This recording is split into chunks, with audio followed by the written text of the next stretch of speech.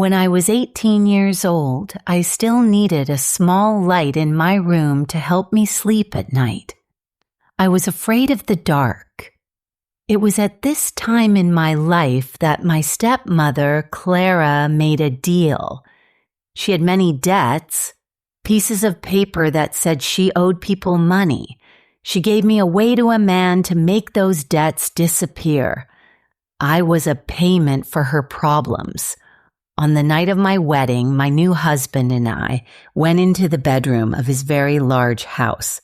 He was a stranger to me. I did not know him at all. He walked to the bedroom door and locked it. The sound of the lock clicking was very loud in the quiet room. He turned to look at me. His eyes were very serious and calm. He looked at me like a doctor looks at a patient before surgery. He was not angry, but he was not kind. He was just watching me. "Take off the dress," he said. His voice was low and steady. It was not a question, it was a command. I wanted to speak, to ask a question, to say no, but I could not. My mouth was suddenly very dry. I felt like my tongue was stuck to the top of my mouth. No words came out. I just stood there in the big, beautiful wedding dress. It felt heavy on my shoulders. He stood there and waited for me to do what he said. He did not look away. The silence in the room was big and scary. After a long moment, he spoke again. His voice was still quiet. "Tonight, we pretend this is a real marriage. Tomorrow, we do not pretend anymore." When he said those words, I understood something very important. My time as a child was over. My childhood had ended, and there was a cost for everything. The price for my life, for the food I ate, for the space I took up in my stepmother's house, was this marriage. I was the price, and my name was on the receipt for this terrible transaction. My name is Ava. I am 21 years old now, but this story started 3 years ago when I was 18. I had just finished my last year of school. I had dreams about my future. I wanted to go to college and study books. My life was simple then. Sometimes I would eat cheap cup noodles at 2 in the morning. They were not great food, but they made me feel like I had a future. They tasted like hope to me. My life was not always easy. My mother died when I was 12 years old. It was a very sad time. My father was very lonely after she was gone. He married another woman very quickly. Her name was Clara. Then, when I was 16, my father had a problem with his heart. It was a rainy Tuesday. He died and our house changed. When he was alive, the house was full of noise and life. After he died, the house became very, very quiet. It felt like a tomb, a place for the dead. My stepmother, Clara, did not like the quiet. She started to fill the silence with her words. She was always telling me that I was a problem. She said I cost too much money to take care of. She reminded me every day that I was a burden to her. So, I tried to be perfect. I wanted her to be happy with me. I cooked all the meals. I cleaned the entire house until it was shining. I studied very hard and got good grades in school. I thought that if I was a good daughter, she would let me go to college. I believed my good behavior was like saving money in a bank. I hoped it would be enough to buy my dream, but I was wrong. My good behavior did not buy me a ticket to college. It only bought Clara more time. She used that time to find someone who would take me away. She found a buyer for me. I turned 18, and the next night, Clara called me into the dining room. I remember I was happy that day because my birthday had just passed. I thought maybe she had a small gift for me, or perhaps she wanted to have a nice dinner. When I walked into the room, I saw a man sitting at the table. He was sitting in the chair that my father used to sit in at the head of the table. He wore a dark gray suit that looked very expensive. He sat so still and looked so serious that he almost looked like a statue that was part of the room. "Ava," my stepmother said, not looking at me, "this is Mr. Damien Blackwood. You are going to marry him next week." I waited for a joke. I thought maybe this was a strange and unfunny prank. I looked around the room, expecting someone to laugh, but there was only silence. It was not a joke. Clara pushed a large folder across the polished wood table toward me. My hands were shaking a little as I opened it. Inside were many papers. I saw a word I knew: prenup. It was a prenuptial agreement. It was a contract for a marriage. There was a bright red seal on the paper, making it look very official, and there, in dark ink, was my name. They had spelled my name wrong, but it was supposed to be me. The man, Damien, looked at me. He did not look at me like a person. He looked at me the way a person looks at a piece of fruit in a store before they buy it. He looked me up and down, thinking. Then he gave a small, quick nod, as if he had decided the price was acceptable. My heart felt cold. I could not breathe in that room anymore. I stood up and walked quickly into the hallway. Clara followed me. My voice was a whisper, but it was full of anger. "You're selling me?" She did not look ashamed. She did not look sad. She reached out and fixed the collar of my shirt as if I were a doll. Her touch was cold. "He is a very rich man, Ava. He is single. He has traditional values. With him, you will have food to eat and a roof over your head. You will be safe." "I don't want to be safe. I want to go to university," I said, my voice getting louder. Tears started to form in my eyes. Her face became hard. "You will sign the papers, or you will pack your bags and leave this house tonight. Go check your bank account. You have $12. Where will you go with $12? You have no one else." She was right. I had nothing. I had no one. I went back to the dining room. My hand was shaking so much I could barely hold the pen. I signed the papers. I sold my own future away. The next few days felt like a dream. A very bad dream. 2 days after I signed the papers, a large box arrived at the house. Inside was a wedding dress. It was an ivory color, not pure white. The collar was very high, up to my chin. The sleeves were long and tight. It was beautiful in a cold way, but when I looked at it, I felt trapped. It felt like a straitjacket, something used to hold people so they cannot move. There was a small card with the dress. The note had only 2 words written in neat handwriting. "Wear this." There was no name, but I knew it was from him. The wedding was scheduled for the weekend. The day before the wedding, he came to the house to pick me up. I thought he would send a driver, but he came to the door himself. He drove a black car that was very clean and smelled like new leather.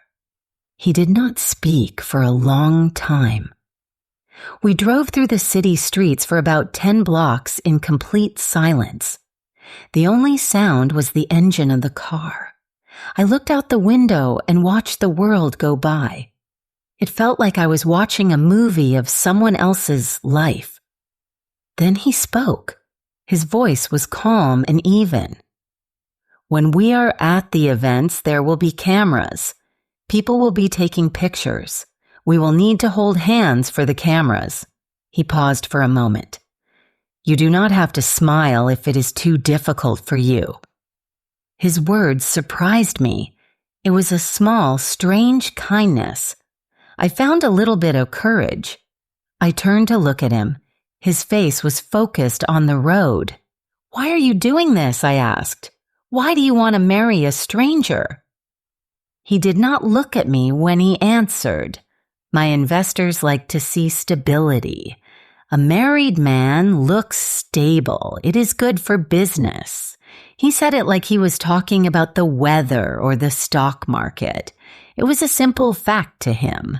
It explained everything to him, but it explained nothing to me. I was just a part of his business plan. The wedding was held in a giant ballroom in a fancy hotel. The room was decorated with gold and white flowers. There were orchids on every table. The light from the crystal chandeliers made everything sparkle. The room was filled with about 40 people. They were all strangers to me. I did not know a single person. They were his friends, his business partners, his family. They held glasses of champagne and clinked them together, laughing and talking. I stood beside Damien, feeling like a ghost. My stepmother, Clara, was there. She wore a dress made of peach-colored silk. She moved through the crowd like she was the most important person in the room. She was smiling and posing for pictures. She looked happier than I had ever seen her. It was like this was her special day, not mine. The ceremony was short. A man read some words from a book. I do not remember what he said. My mind was far away. Then came the moment everyone was waiting for. The man said, "You may now kiss the bride." I felt a wave of panic. I did not want this stranger to kiss me. But Damien did not try to kiss me on the lips. He leaned in and gently brushed his lips against my forehead. It was a quick, light touch. It was not a kiss of love. It was for the show. The cameras flashed and flashed, capturing the moment for everyone to see. For the rest of the evening, I had to smile. I smiled for the pictures. I smiled at the strangers who came to congratulate me. My cheeks started to hurt from holding the fake smile for so long. It felt like a mask that was stuck to my face. I just wanted it all to be over. After the party, a driver took us to his home. It was not a house. It was a penthouse apartment at the top of a very tall building. When the elevator doors opened, we were right inside the apartment. The first thing I noticed was the smell. It smelled of cedar wood and something else I could not name. It smelled like new money. The apartment was huge and mostly empty. The furniture was modern and dark. He walked toward a large window that showed the entire city below. The lights twinkled like stars. He did not say anything for a while. Then he turned to me. "There is a bathroom through that door. You should shower first," he said. I went into the bathroom. It was bigger than my entire bedroom at my old house. It was all marble and glass. I took a long shower, letting the hot water run over me. I wished the water could wash away the entire day. When I finally came out, wearing a simple robe the hotel provided, he was sitting on the edge of the large bed. He had taken off his suit jacket and rolled up the sleeves of his white shirt. He looked at me again with those serious eyes. "Take off the dress," he said. It was the same command from the hook, but this time his voice sounded a little different, a little tired. "I want to see what I paid for." The words were harsh and they hit me like a physical blow. I felt a new wave of fear. I clutched the edges of the thick robe. It was the only thing protecting me. I held it so tightly my knuckles turned white. I thought it could hide me from him. He watched my reaction. He saw the fear in my eyes. He let out a long, slow breath. It was a sigh. He looked tired. He stood up, walked to a closet, and took out a thick blanket. He then walked over to the long sofa that was against the wall and tossed the blanket onto it. "Fine," he said, his voice softer now. Tonight, I will wait. We can try this again tomorrow. Tomorrow, we will act like adults. Is that a deal? I could only nod my head. I could not speak. He walked to the light switch and turned off all the main lights, leaving only one small lamp on in the corner. "Good night, Ava," he said, and then he lay down on the sofa. I got into the huge, cold bed. I cried into the soft pillow. I made sure to cry without making any sound. I did not want him to hear me. I felt so alone and so scared. I lay awake for a long, long time, listening to the sounds of the city far below. At some point, maybe around 3 a.m, I heard his breathing change. It became slow and even. He was asleep on the couch. Only then did I feel safe enough to fall asleep too. The days that followed were all the same. They were long, quiet, and cold. The apartment was beautiful, but it did not feel like a home. It felt like a museum or a luxury hotel. There were 2 housekeepers who came every day. They were polite women who moved silently through the rooms. They called me Mrs. Blackwood. Every time they said it, they would give a small, respectful bow. The sound of my new name felt strange. The polite bows felt like they were scraping something raw inside my ears. I was not Mrs. Blackwood. I was Ava, but Ava was gone. My days all blurred together into one long, silent stretch of time. I would wake up in the big, empty bed. He would already be gone. He left for work very early each morning. I would walk through the marble foyer, my footsteps echoing in the silence. I would go to the kitchen, which was huge and made of stainless steel. It was always perfectly clean. I never cooked. I mostly just made toast or ate fruit. There was a large study with glass walls, but the door was always locked. That was his space. He came home late, usually after 10 o'clock at night. By then, the housekeepers had left a prepared meal in the refrigerator for him. I would take it out and reheat it in the microwave. I would put it on a plate and place it on the large dining table. He would sit and eat alone. He always said, "Thank you," when I gave him the plate. He said it in the same polite, distant voice that you would use for a waitress or a member of the staff. He thanked me like I was the help. After he finished eating, he would go to his study for a while. Then he would come out, take his blanket, and go to sleep on the sofa.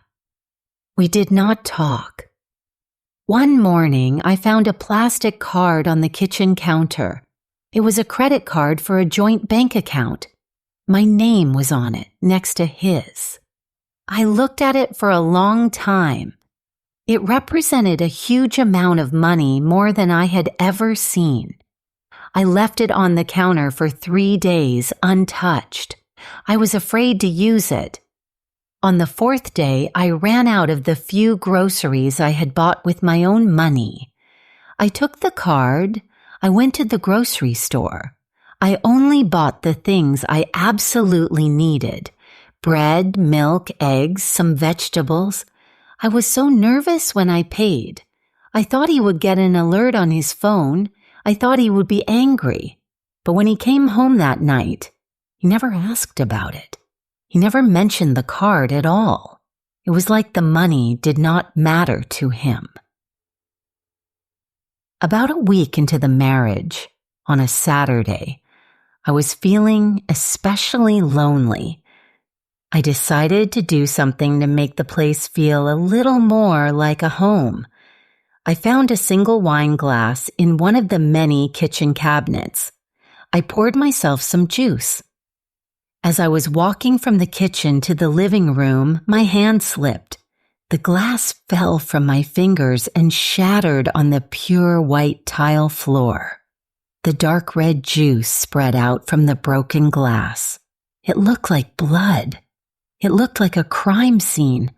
I panicked. I ran to get paper towels. I tried to clean up the red mess, but the paper towels just got soaked through immediately. The crimson color seemed to spread farther and farther. Just then, Damien walked into the kitchen. He had been in his study. He stopped suddenly when he saw the mess and me on the floor. For the first time since I met him, the calm, controlled look on his face broke.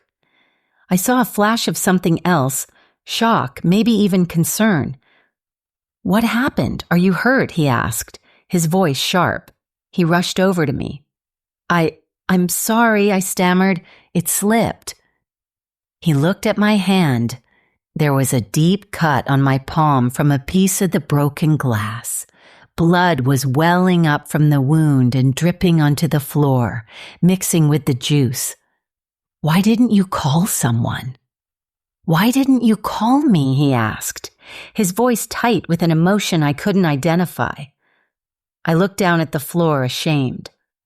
"I wasn't sure I had permission," I whispered. He stared at me for a long moment. His expression softened. "Ava," he said, using my first name for the first time. "You live here now. This is your home. You have permission to do anything you want. You can bleed on anything in this house, except my business ledgers." He tried to make a small joke at the end, but his eyes were serious.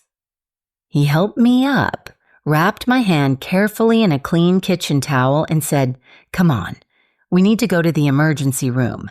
He drove me to the hospital himself. He waited with me for hours. I ended up with 7 stitches in my hand. On the way home, he stopped at a small store. He came back to the car and handed me a chocolate bar. It was the exact same kind of milk chocolate bar that my father used to buy for me when I was a little girl. It was my favorite. I was so surprised. How could he possibly know that? I wanted to ask him, but I didn't. I just unwrapped the chocolate and ate it in silence. For the first time, I felt a tiny crack in the wall of ice between us. That night, things were different. After we got back from the hospital, he did not go to the sofa. He came into the bedroom. I was already in bed, my stitched hand resting on a pillow. He lay down on top of the covers on his side of the bed. He kept a large distance between us, but he was in the room. He was in the bed. I was nervous, but also, for a strange reason, a little less lonely. I could not sleep. I think he could not sleep either. Around 3 in the morning, the same time I used to hear him fall asleep on the couch, I felt the bed move. I opened my eyes. In the dim light from the city outside the window, I could see him. He was sitting on the foot of the bed. His head was in his hands. His shoulders were shaking just a little bit. I watched him for a long time. Finally, I found my voice. It was quiet, just a whisper. "Can't you sleep?" He jumped, startled. He had not realized I was awake. He lifted his head from his hands. His face looked tired and sad. "Hospitals," he whispered back. "They smell like goodbye." He looked at me and his eyes seemed lost. "My mother went into a hospital when I was 10. She never came home." He stood up and paced to the giant window, looking out at the city lights. He stood there for a long time, his back to me. Then he came back and looked down at the bed. "You should get some rest. Your hand needs to heal." He went back to lying on top of the covers, his back turned to me. He did not say anything else. But in that moment, the big, empty space between us did not feel so big anymore.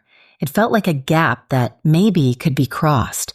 For the first time, I saw a person, not just a stranger.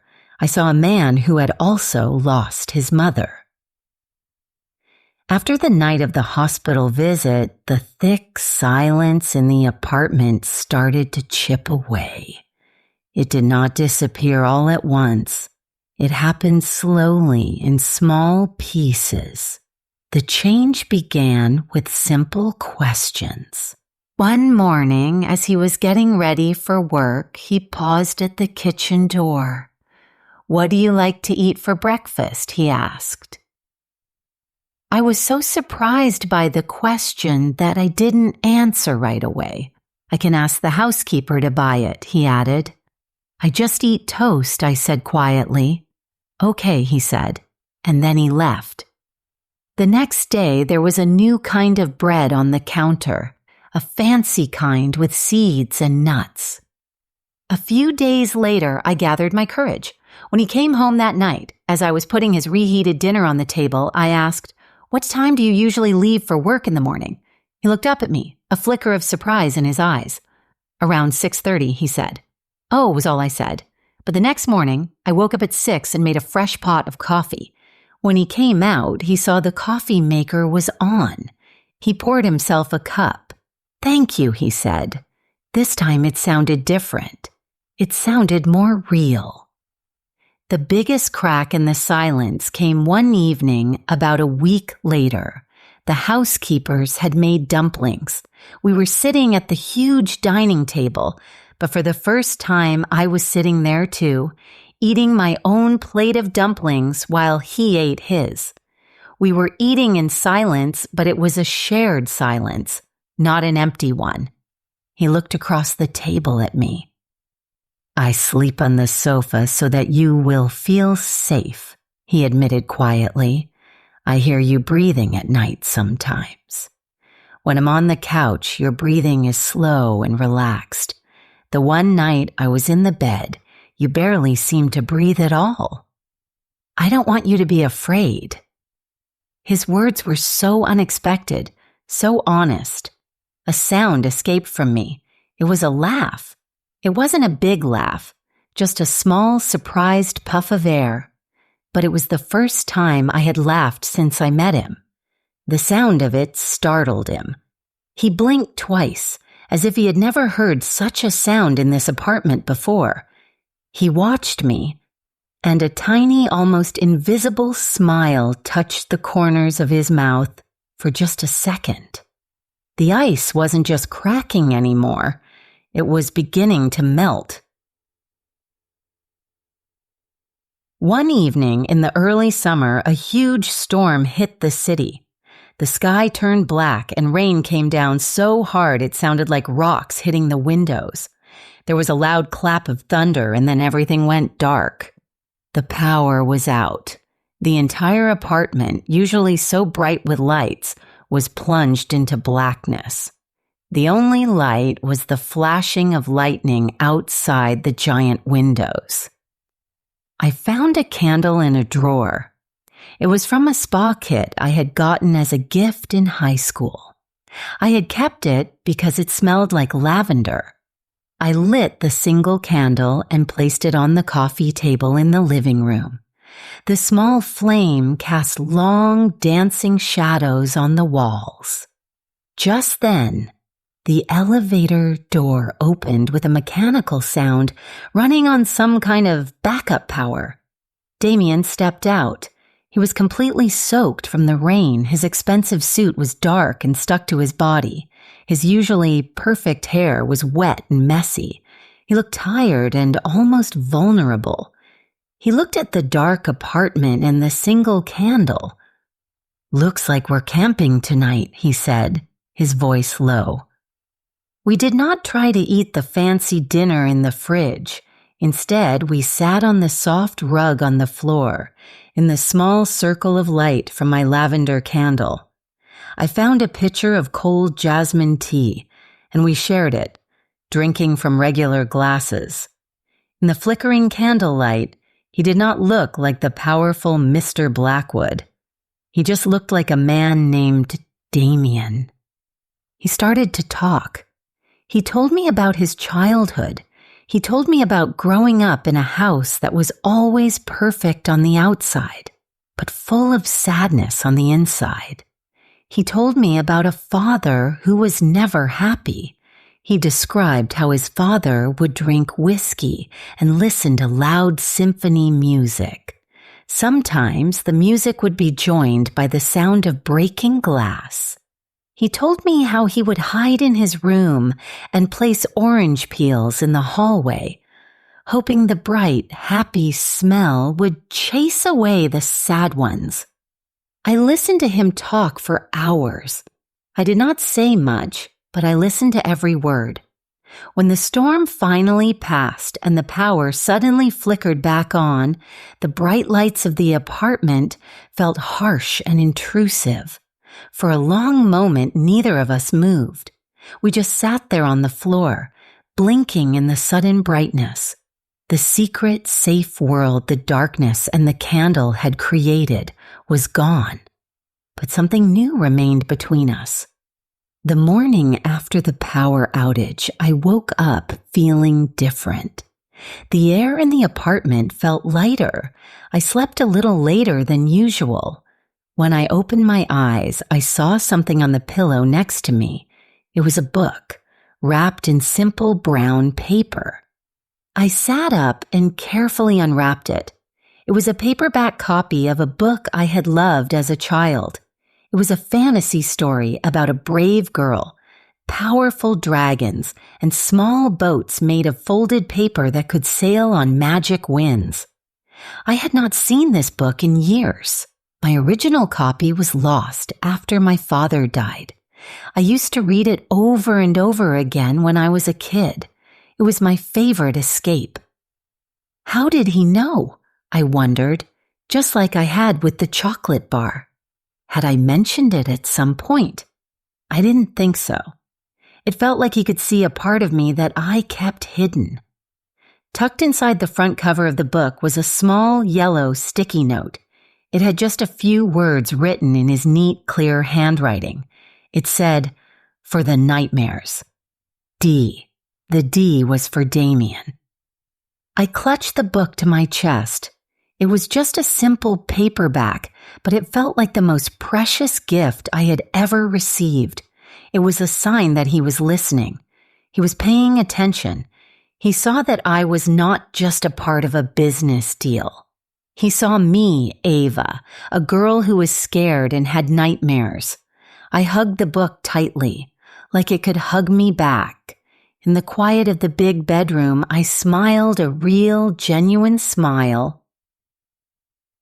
A few days after he gave me the book, Damien came home a little earlier than usual. He found me in the living room writing in a small notebook. It was something I had started doing to pass the long, silent hours. "What do you write about?" he asked, standing in the doorway. "Just stories," I said, feeling shy. The next weekend, he surprised me. He told me he had cleared out the small guest room. When he opened the door, I saw that he had transformed it. It was no longer a bedroom. He had bought a simple wooden desk and a comfortable chair. On the desk was a new lamp with a blue shade. When I turned it on, the light was warm and gentle. It smelled faintly of new paint and summer. It was an office for me. "I thought you might want a place for your words," he said simply. I started spending my days in my new office writing. It felt wonderful to have a purpose, a space that was truly mine. One night, he knocked on the open door of my little office.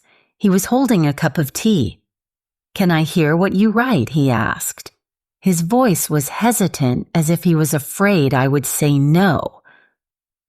I was nervous, but I nodded. I took a deep breath and began to read aloud the story I was working on. It was a story about a girl who was so full of grief that she grew wings made of shadows, and she had to learn how to fly with them instead of letting them weigh her down. When I finished, the room was quiet for a long time. I looked up at him. His face was thoughtful. "My father used words to cut people," he said softly. He knew how to use them like weapons. He could make you feel small and worthless with just a sentence. He looked at me, his eyes full of a new kind of respect. You make them do something else. Teach me how they heal. As the year was ending, in December, I got very sick. It started with a small cough, but it quickly got worse. Soon, I had a high fever and chills that made my whole body shake. I was so weak I could barely stand up. I spent a whole day lying on the cool tile of the bathroom floor because it was the only thing that made me feel a little better. Damien came home late that night and found me there. I heard his footsteps stop. "Ava," he said, his voice sharp with alarm. He knelt beside me and put his hand on my forehead. "You're burning up," he said. He easily lifted me into his arms like I weighed nothing. He carried me to the bed and gently laid me down. He took care of me. He was not the distant businesslike man I had married. He was someone else entirely. He found a clean t-shirt for me to wear when mine was soaked with sweat. He went to the kitchen and mixed sports drinks with water, creating electrolyte potions to make sure I stayed hydrated. He brought me bowls of simple soup, even though I could only eat a few spoonfuls. The flu lasted for 3 days. For those 3 days, he barely left my side. He worked from home, taking calls in the living room, but coming in to check on me every hour. He brought me cold cloths for my head and swapped out my blankets. On the 3rd night, my fever finally broke. I woke up in the middle of the night feeling clear-headed for the first time in days. I was drenched in sweat, but the shaking had stopped. I felt a gentle, steady pressure around my wrist. I looked down. Damien had fallen asleep in the chair he had pulled up next to the bed. His head was resting on the mattress, and his hand was wrapped loosely around my wrist. I could feel his pulse, steady and calm next to my own, pulse for pulse. He had stayed with me the whole time. In that quiet, dark moment, I knew that something real and important had changed between us forever. I lay still for a long time, not wanting to wake him. I watched the rise and fall of his chest as he breathed. Eventually, my small movement as I shifted under the blankets woke him up. He blinked his eyes open, looking confused for a moment before he remembered where he was.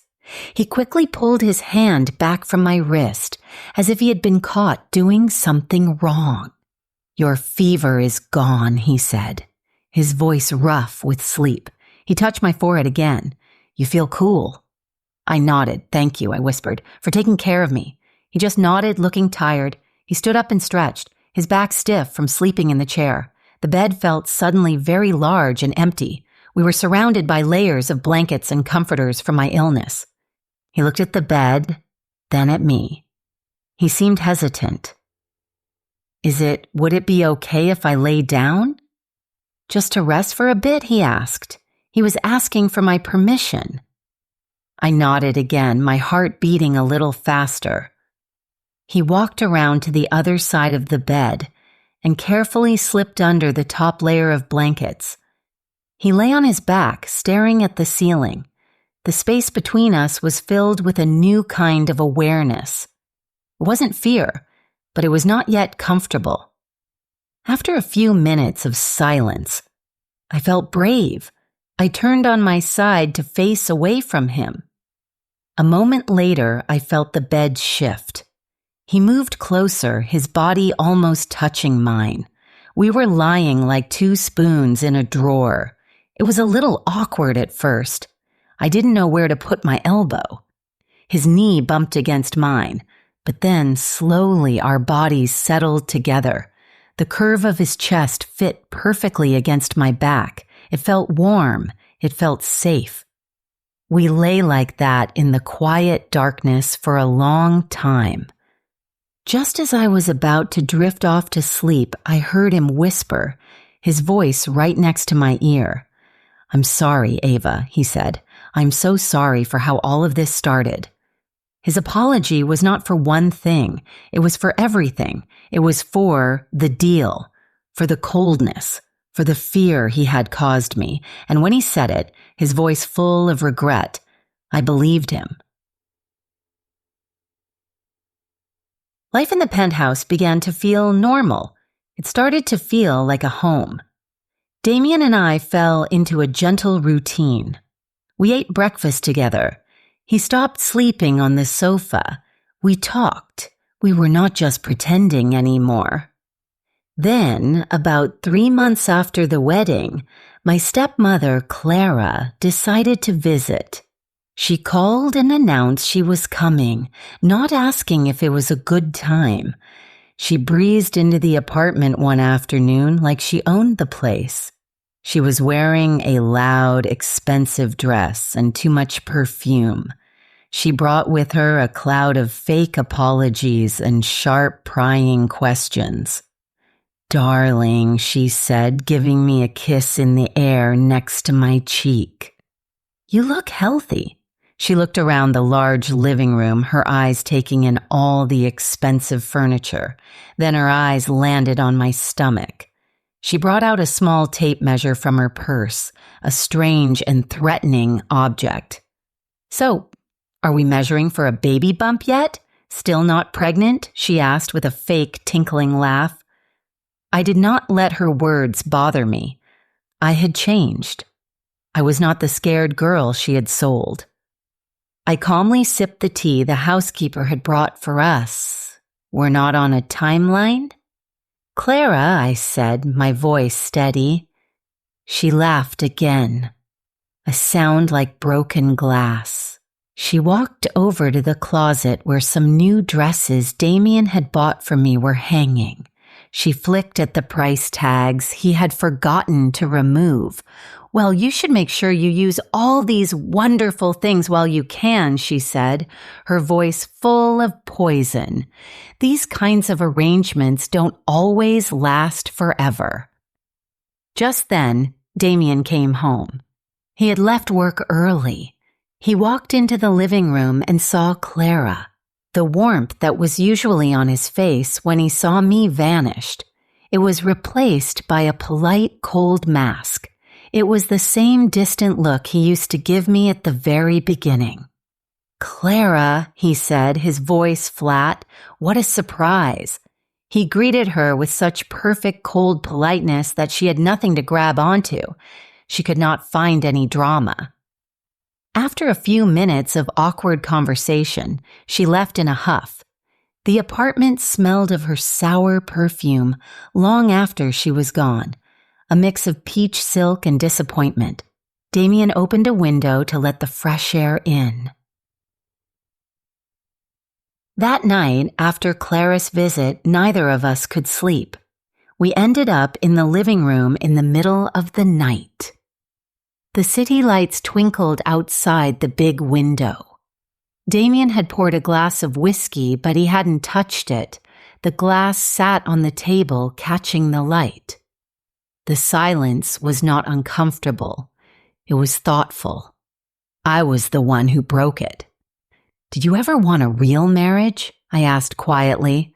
"Before all of this, before me." He stared into his untouched drink for a long time before he answered. "I don't know. My first fiancé, we were young. It felt real. After she died, I stopped thinking about it." He looked up at me. "Honestly, when I made this deal with Clara, all I wanted was quiet. I wanted safety for my company. I wanted to be left alone. I thought that would be enough. A quiet house, a quiet wife, no problems." "And now?" I asked, my voice barely a whisper. "Is the quiet enough now?" He finally looked away from the glass and directly at me. His eyes were serious and full of an emotion I was just starting to understand. "No," he said. Now the quiet is the one thing I don't want." He leaned forward a little. "I want the questions. I want to know what you think. I want to know what you like for breakfast. I want to hear you laugh. And I want to know the answers, if you'll give them to me."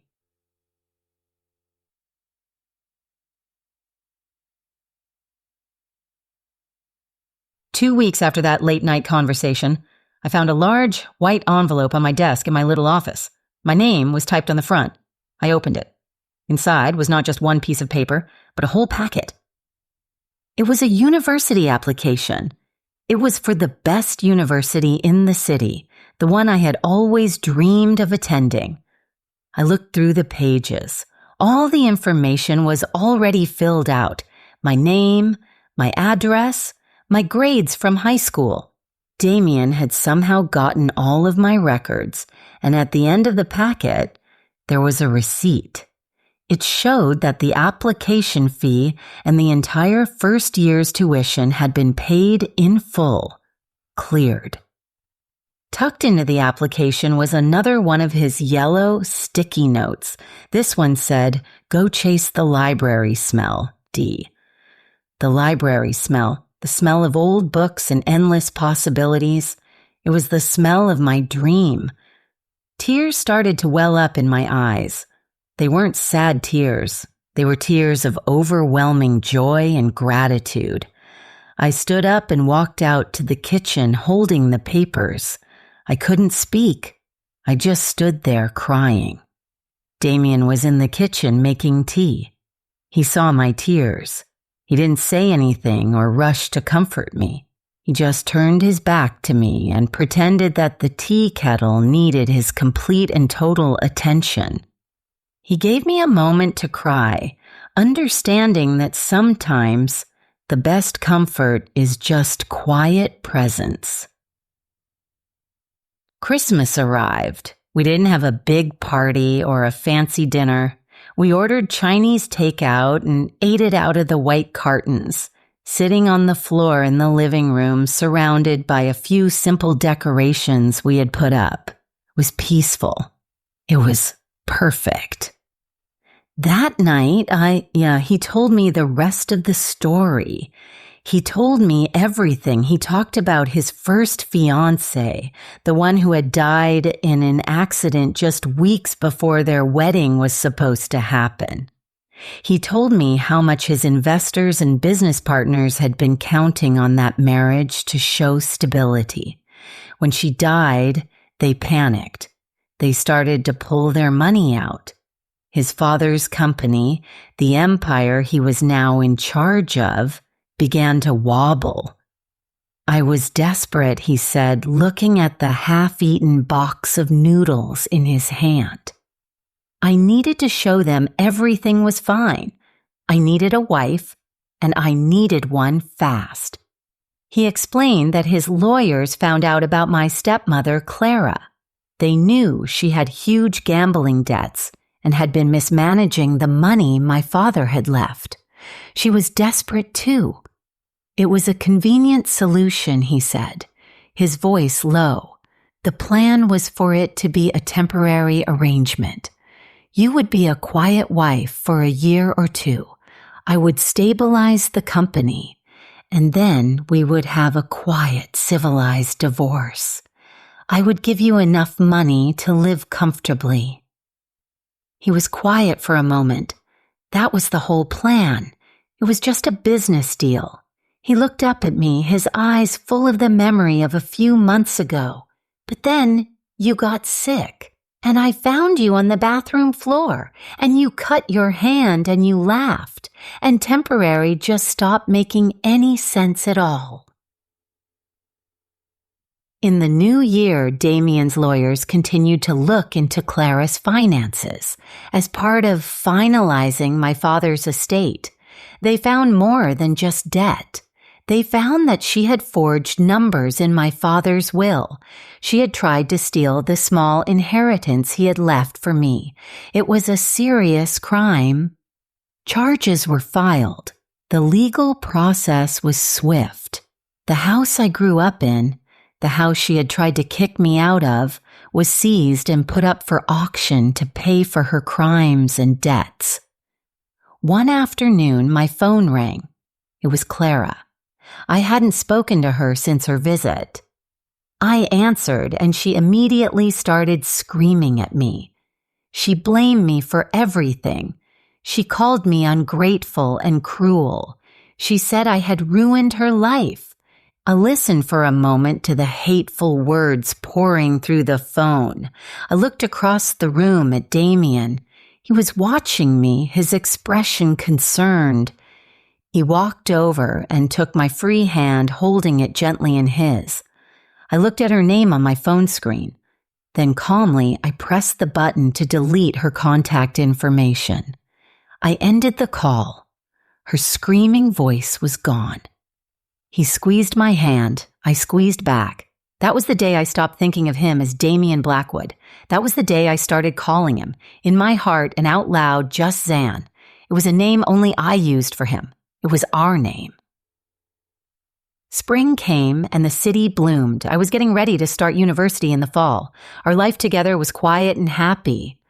One evening, we were sitting on the balcony watching the sunset paint the sky in shades of orange and pink. Zan turned to me. He looked serious and a little bit nervous. "Ava," he started, "you know that this marriage can be ended. We can get an annulment. It would be like it never happened. No strings attached. You are about to start a whole new life at university. You should be free to live it however you want, with whomever you want. You don't have to be tied to this." He was offering me an out, a real choice. I thought about his offer. I thought about the scared, lonely girl I was just a few months ago, and then I thought about everything that had happened since. I thought of the blue lamp in my office. I thought of the emergency room and the milk chocolate bar. I thought of the lavender candle and the stories told in the dark. I thought of him holding my wrist while I was sick. I thought of the way we fit together, like two spoons, awkward elbows and all. I looked at him, really looked at him. I saw the man who had bought me, yes, but I also saw the man who had set me free. I reached out and took his fingers in mine. Our hands fit together perfectly. "I don't want an annulment, Zan," I said, my voice clear and sure. "I am exactly where I want to be."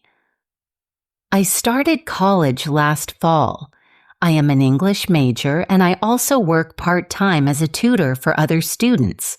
My life is full of books and words and ideas. Every Thursday, Zan picks me up from my last class. He's always waiting for me, holding an iced coffee for me, and a terrible, silly joke he prepared just to make me smile. We don't live in the giant penthouse anymore. We rented a tiny apartment near the university campus. It is small and a little bit messy, filled with stacks of books and our shared life. We heard that Clara's house was sold at auction. The news was just a small blip in the newspaper. We read it and then we turned the page. We missed it, but we did not miss it. Last month, on the 1-year anniversary of our first strange wedding, we renewed our vows. It wasn't in a grand ballroom. It was in a small, beautiful garden with only 12 guests, our closest friends. There were no cameras and no prenups. I did not wear an ivory dress that felt like a cage. I wore a simple, bright yellow dress. Zan cried more than I did. For our first dance as a truly married couple, we danced to a song I used to hum to myself while I was scrubbing pots in Clara's kitchen, a song about hope. This time I knew every word. This time he held me close while we danced. 3 years ago on a rainy Tuesday, I thought my life was over. A year ago, I thought my life had been sold to a stranger. But I was wrong. I was not sold. Turns out, I was found.